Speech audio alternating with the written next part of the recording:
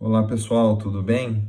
Sejam bem-vindos então à nossa aula na disciplina de Direito da Tecnologia e Informação, né? Hoje nós vamos tratar a respeito do Marco Civil da Internet e a responsabilidade civil dos provedores, tá? Então a aula de hoje será sobre Marco Civil da Internet e a responsabilidade civil dos provedores. E aí no primeiro quadro eu trago para vocês que o chamado Marco Civil foi instituído pela Lei 12.965, de 23 de abril de 2014. E esta legislação, ela visa estabelecer princípios, garantias, direitos e deveres para o uso da internet aqui no Brasil.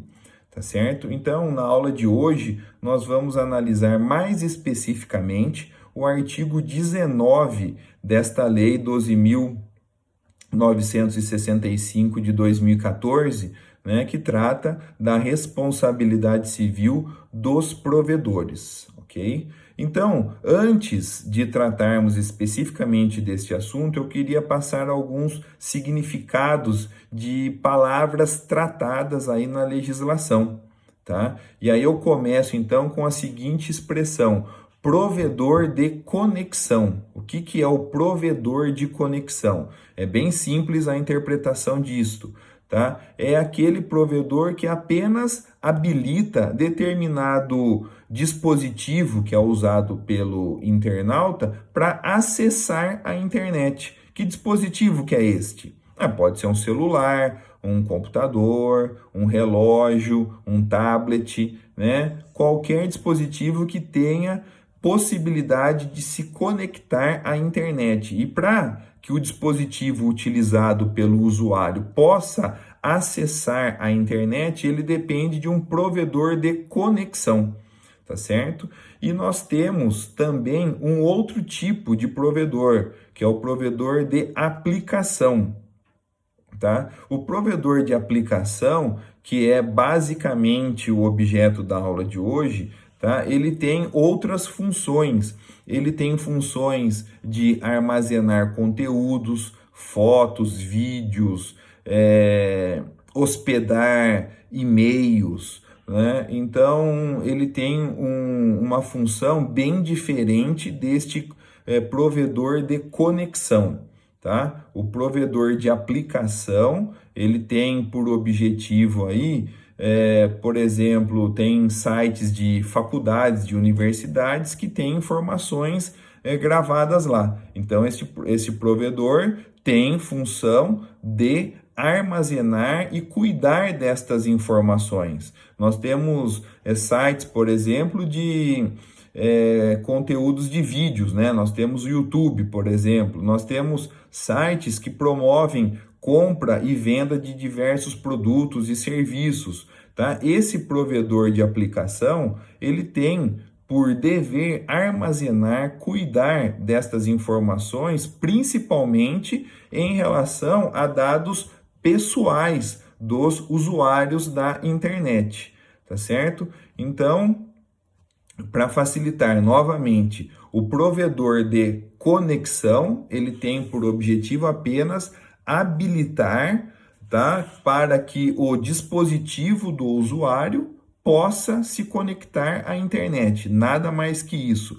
E este provedor de aplicação, ele tem outras funções que eu acabei de dizer para vocês. Tem a função de armazenar informações, dados pessoais dos usuários, né? Fotos, vídeos, número de CPF, CNPJ e tantas outras informações, né, que dizem às vezes respeito à vida privada, à intimidade das pessoas, tá certo?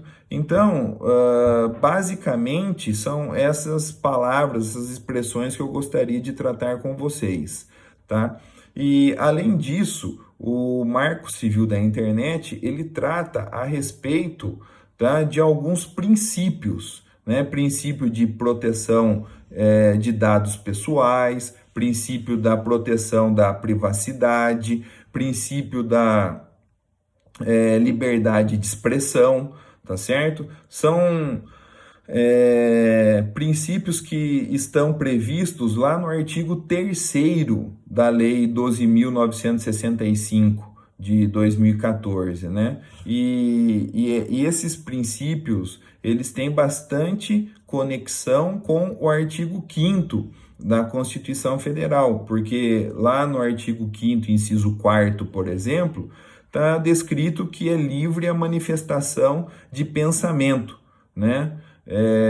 No inciso 5º do artigo 5º da Constituição, está descrito que é assegurado o direito também de resposta, tá? Proporcional ao agravo. Então, notem que se porventura alguém exercer esse direito de manifestação de pensamento na internet, esta pessoa não pode ficar no anonimato, né? Porque se porventura ela ofender alguém, esta vítima da ofensa, vítima em relação à sua imagem, à sua honra ou à vida privada dela, à sua intimidade, esta vítima terá direito de resposta. Tudo isto previsto na própria Constituição Federal.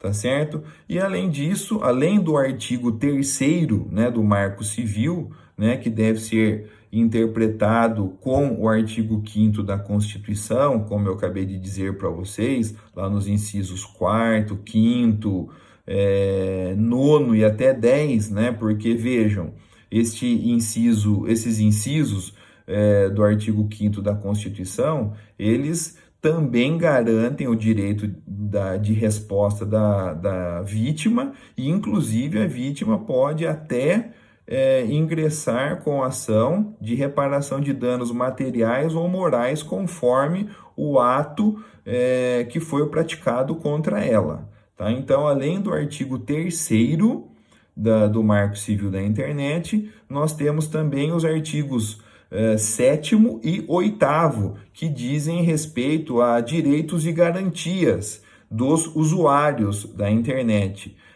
Lá tem a descrição, por exemplo, da inviolabilidade da intimidade, da vida privada, né? Inviolabilidade e sigilo no fluxo de comunicações ocorridas pela internet, no inciso 2º do artigo 7º, né? Então, isso é muito importante.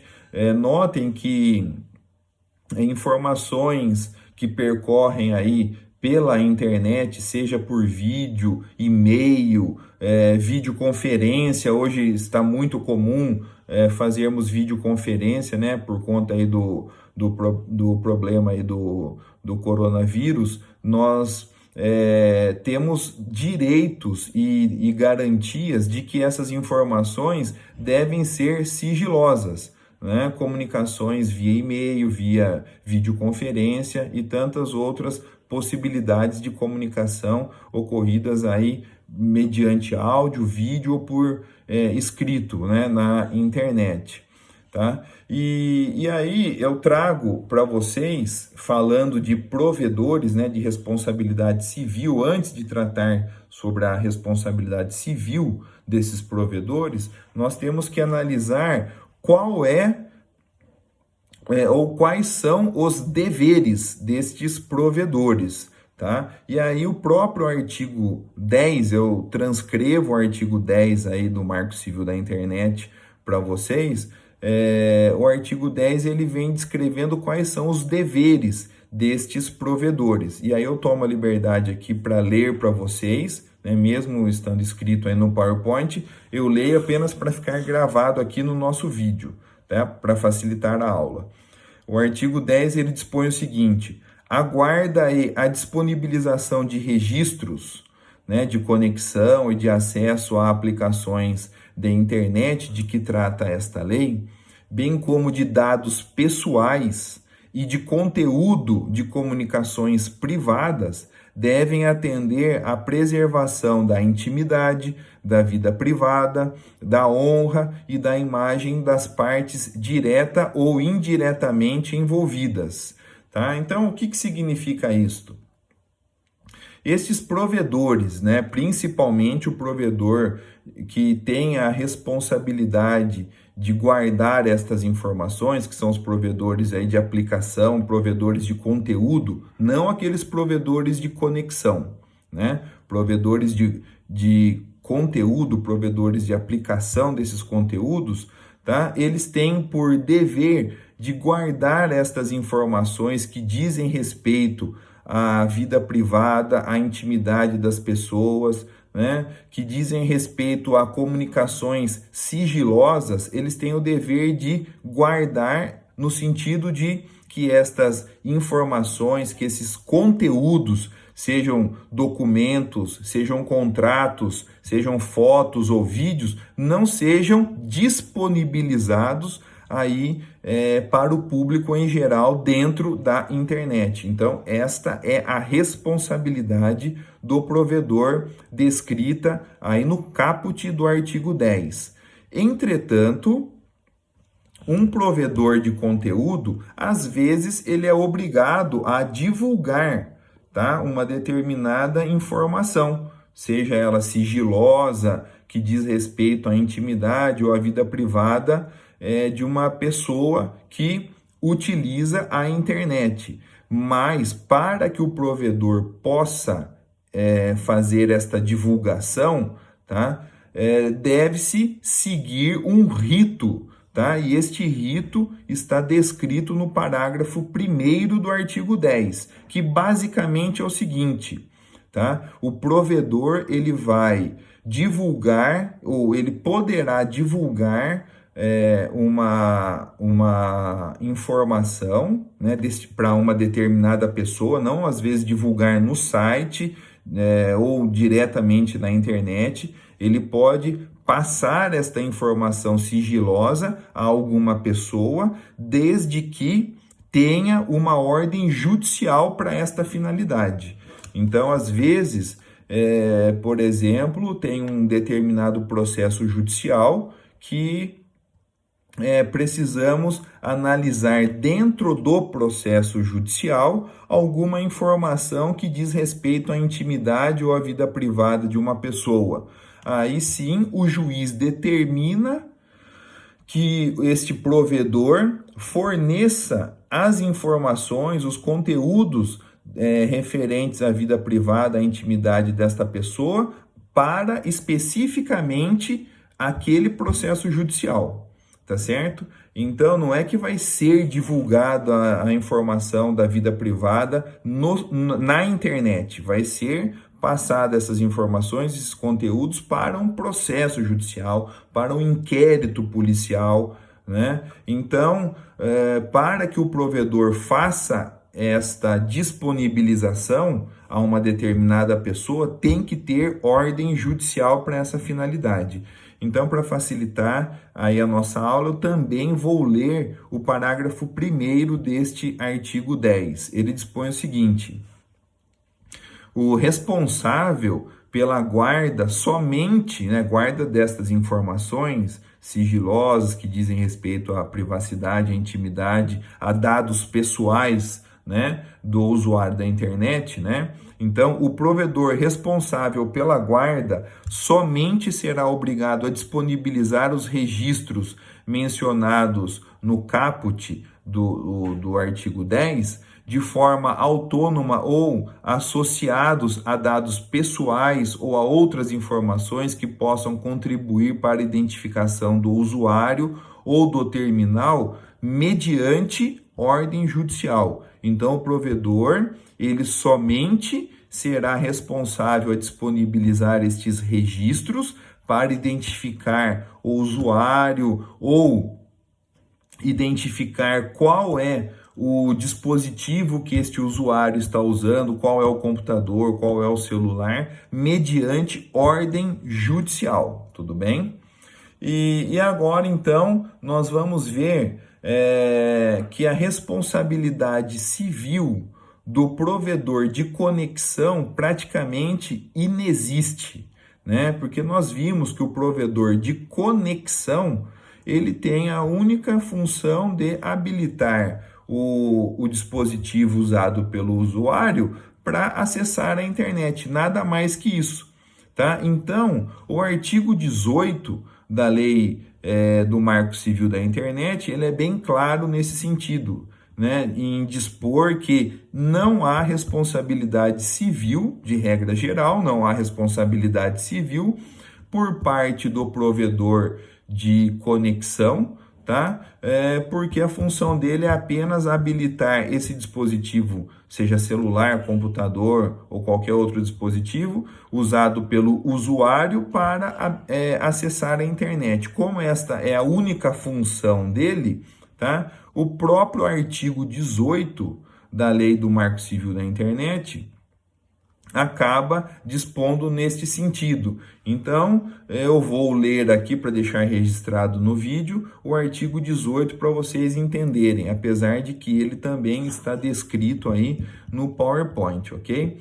O artigo 18 dispõe o seguinte: o provedor de conexão à internet não será responsabilizado civilmente por danos decorrentes de conteúdo gerado por terceiros. O provedor de conexão à internet não será responsabilizado civilmente por danos decorrentes de atos, né, de conteúdos ilícitos gerados por terceiras pessoas, tá? Então, nós vamos verificar qual é o provedor que eventualmente poderá ser responsabilizado, tá? O provedor que eventualmente poderá ser responsabilizado, eu digo eventualmente porque a responsabilidade não é objetiva, e sim subjetiva. O que eu quero dizer com isto?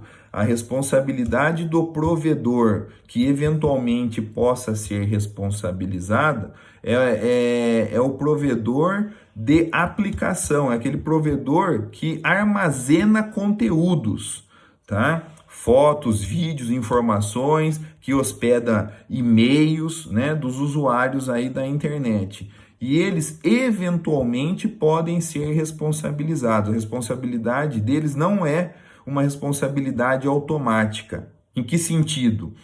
Um terceiro praticou um ato ilícito na internet, né? Divulgou uma determinada informação sigilosa, ou uma foto ou um vídeo que diz respeito à intimidade de uma determinada pessoa. Automaticamente esse provedor, chamado provedor de conteúdo, será responsabilizado? Não. Tá? Para que este provedor eventualmente seja responsabilizado, tá? Ele tem que estar enquadrado no artigo 19 da Lei do Marco Civil, tá? E aí a gente precisa entender como é que funciona a interpretação deste artigo 19. O artigo 19, eu vou ler aqui para vocês, né, para deixar registrado no vídeo.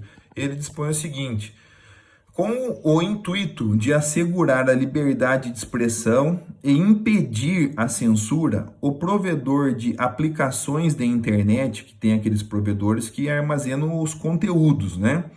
O provedor de aplicações da internet somente poderá ser responsabilizado civilmente por danos decorrentes de conteúdo gerado por terceiros se após ordem judicial específica não tomar providências para, no âmbito nos limites técnicos do seu serviço e dentro do prazo assinalado, tornar indisponível o conteúdo apontado como infringente.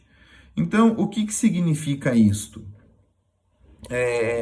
Para vocês chegarem à conclusão de que a responsabilidade civil deste provedor, que tem por objetivo de armazenar conteúdos, guardar dados pessoais que dizem respeito à intimidade e à vida privada das pessoas, que dizem respeito a informações sigilosas, para que esse provedor possa ser responsabilizado, eu tenho que verificar esse dispositivo aí do artigo 19. Como que funciona? O artigo 19 ele dispõe que, primeiro, o provedor tem que receber uma ordem judicial. Esse é o primeiro ponto, ordem judicial, para que ele torne indisponível aquele ato ilícito praticado pelo terceiro. Qual ato ilícito? A divulgação de uma foto, a divulgação de um vídeo, a divulgação de uma informação sigilosa. Ou seja, para que o provedor retire esta informação, este conteúdo da internet, tá? Então, o provedor, primeiramente, ele tem que receber uma ordem judicial específica para aquela finalidade, tá? E nesta ordem é assinalado um prazo, o juiz assinala um prazo para que o provedor retire esta informação, retire este conteúdo, né? Então, se porventura o juiz determinar aí que o provedor retire esta informação no prazo de 24 horas, tá? E o provedor não praticar este ato, ou seja, não retirar este conteúdo da internet, aí sim, a partir deste momento, o provedor também será responsabilizado junto com a pessoa que praticou o ato ilícito. E esta responsabilidade é uma responsabilidade solidária. O que eu quero dizer com isto? Que a vítima, né, deste conteúdo que foi divulgado de forma ilícita, ela poderá processar tanto o terceiro que praticou este ato, né, quanto o provedor, tá? Colocar essas duas pessoas no polo passivo da ação, ou escolher um ou outro. Isto é a responsabilidade solidária, né? Tanto do terceiro quanto do provedor, tá certo? E esta responsabilidade, ela é solidária, tá certo? Mas ela não é uma responsabilidade objetiva. O que significa isso? Ela é uma responsabilidade subjetiva e não objetiva. O que significa isto?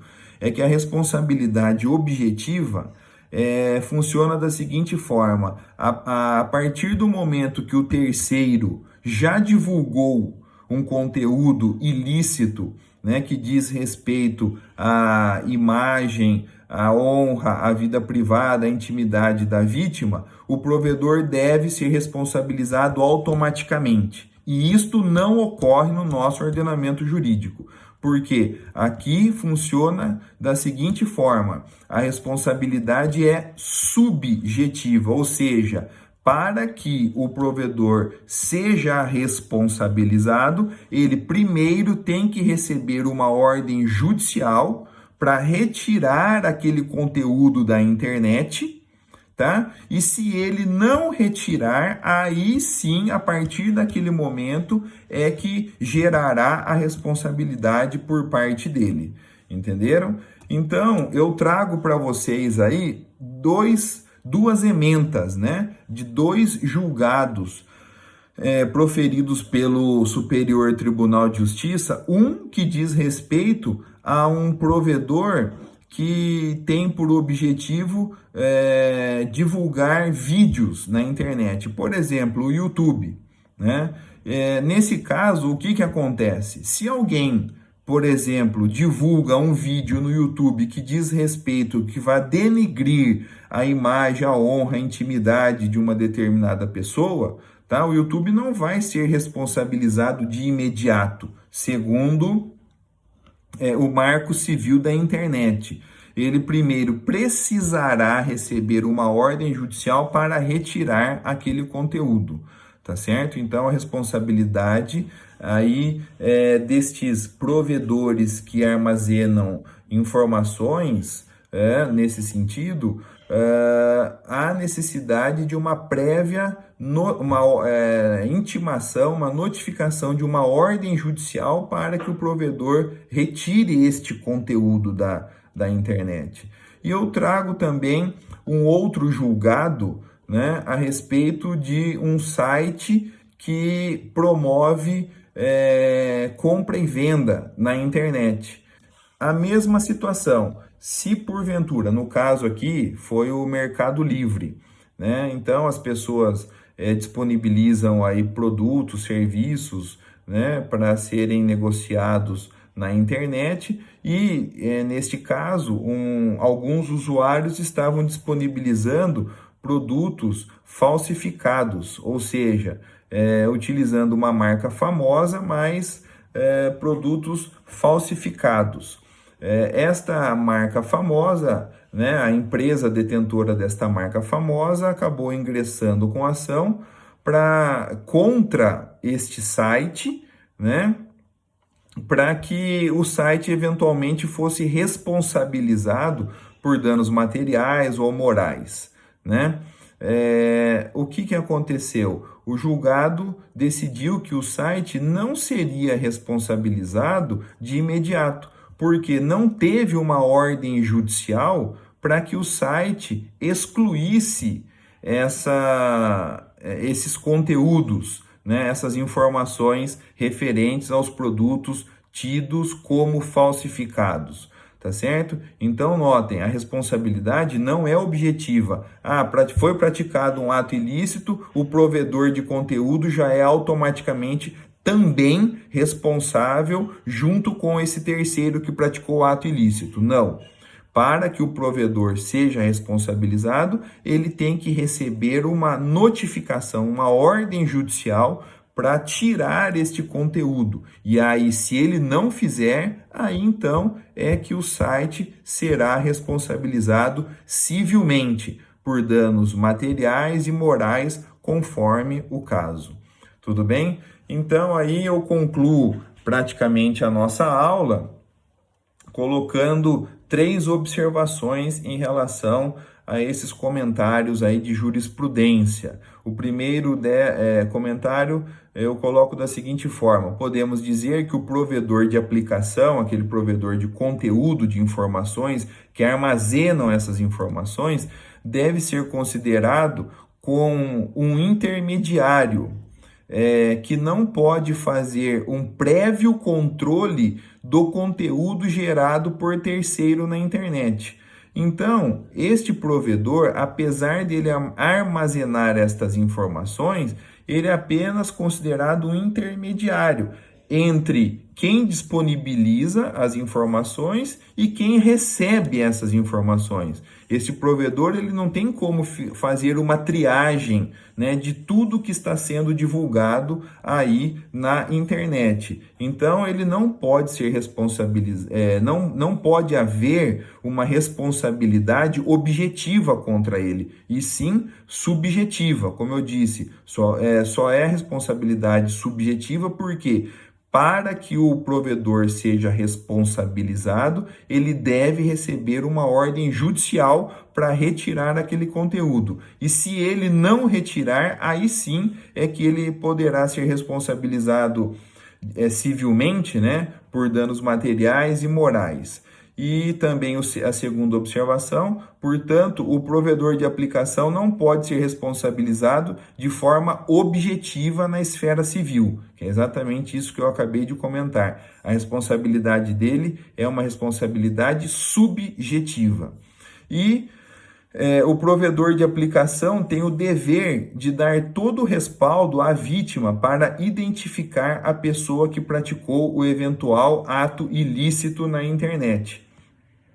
Então, a vítima deste ato praticado por um terceiro, ela pode solicitar informações ao provedor para verificar qual é o endereço da internet que está sendo divulgado isso, qual é, eventualmente, o IP deste terceiro, né? Por qual dispositivo esse terceiro divulgou esta informação, este conteúdo sigiloso ou difamatório, tá? E, eventualmente, às vezes até o próprio provedor tem condições de fornecer dados pessoais deste terceiro para que ele seja identificado e responsabilizado por meio de uma ação judicial. Tudo bem? Então são esses os comentários que eu gostaria de deixar com vocês a respeito da responsabilidade civil dos provedores em decorrência do Marco Civil da Internet,